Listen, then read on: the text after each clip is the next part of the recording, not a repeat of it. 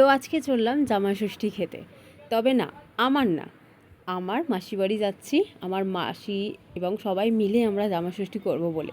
প্রতিবারটা আমাদের বাড়িতেই হয়, কিন্তু এবারটা যেহেতু আমার দিদি, নিজের দিদি যেতে পারবে না, তাই জন্য আমরা মাসি বাড়িতেই সেলিব্রেট করব। কিন্তু এখানে আমি রেডি হয়ে গেছি, কিন্তু নেমেছে এখানে ঝমঝমিয়ে বৃষ্টি। প্রায় 1 ঘন্টা ধরে বসে রয়েছি, বৃষ্টি থামার নাম নেই।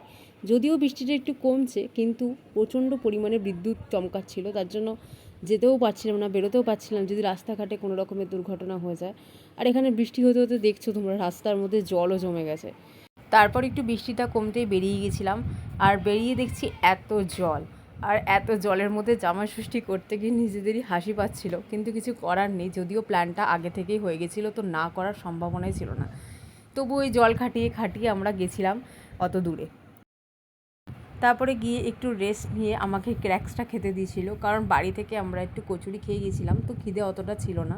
আর এই তেঁতুল লজেসটা কারা কারা খেয়েছো অবশ্যই আমাকে জানিও। আর তেঁতুল লজটা খেতে কিন্তু ব্যাপক লাগে। এই তেঁতুল লজেসগুলো দেখলে ছোটোবেলার স্মৃতি মনে পড়ে যায়। ছোটোবেলায় স্কুলে যাওয়ার সময় আমরা এগুলো কিছু পয়সা জমিয়ে খেতাম, তো সেই দিনগুলো মনে পড়ে যায়। আর জামাই ষষ্ঠী মানেই তো খাওয়া দাওয়া, তো এখানে শুরু হয়ে গেছে আমাদের দুপুরের খাওয়া দাওয়া। আজকে মেনুতেও অনেক কিছুই ছিল, ভাত, কচুর শাক, চিংড়ি মাছ, ইলিশ মাছ, কাতলা মাছ আর মাটন, এই সব কটা ছিল, তার সাথে চাটনি আর পাঁপড়। আর এত কিছু রান্না হয়েছে যে আমি ভুলেই গেছি যে কী কী রান্না হয়েছিল। আর আমি এখানে খেয়ে নিয়েছিলাম মাত্র 2টো জিনিস, সেটা হচ্ছে চিংড়ি মাছ আর মাটন। চিংড়ি মাছটা তো দারুণ হয়েছিল, আর মাটনও খুব একটা যে ভালো খাই তা না, আমি চিকেনটাই বেশি প্রেফার করি। তো মাটনটাও খুব একটা খারাপ হয়নি, মাটনটাও খুব ভালোই খেয়েছি। আর শেষে ছিল চাটনি পাঁপড়, যেটার ভিডিওটা আমি আর নেওয়া হয়নি। তবে আমি অন্যদের বাড়িতে দেখেছি যে জামাই এলে জামাইকে বরণ করে, তাদেরকে সাজিয়ে খাবার দেয়, কিন্তু আমাদের সেই নিয়মটা নেই। তো আমাদের এরমভাবে আর কিছু দেওয়া পাওয়া হয় না, তো আমরা এইভাবেই নিজেদের মধ্যে শেয়ার করে খেতে থাকি। তারপর একটু বিকেলবেলার দিক করে একটু ঘুমিয়ে পড়েছিলাম, দেন ঘুম থেকে উঠে সবাই মিলে চা বিস্কুট খেলাম, এবং চা বিস্কুট খাওয়ার পরে চলে গেছিলাম একটু ফুচকা খেতে। অনেক দিন পর ফুচকা খেতে গেছিলাম। এখানে অনেকেই ভাবে চা খাওয়ার পর ফুচকা খেয়ে খায়, কিন্তু আমরা খাই।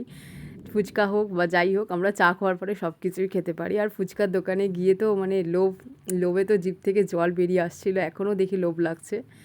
আর তারপরে ফুচকা খাওয়ার পর বাড়ির সবার জন্য একটু নিমকি মাখা, পাপড়ি চাট এসব নিয়ে নিচ্ছিলাম। আর রাতের ডিনারে ছিল আজকে বিরিয়ানি, যেটা ঘরেই বানাচ্ছিলাম আমরা সবাই মিলে। আর এখানে সব কিছুর প্রস্তুতি চলছিল, আলু কাটাকাটি। এখানে আমার দিদিরা, মায়েরা সবাই মিলে এখানে সব রেডি করছিল, আর এখানে আমরা খাওয়া দাওয়া করছিলাম। ফুচকা খেয়ে আসার পরেও আবার নিমকি চাট খেলাম। খাওয়া দাওয়ার পর্ব যেন শেষই হচ্ছিল না।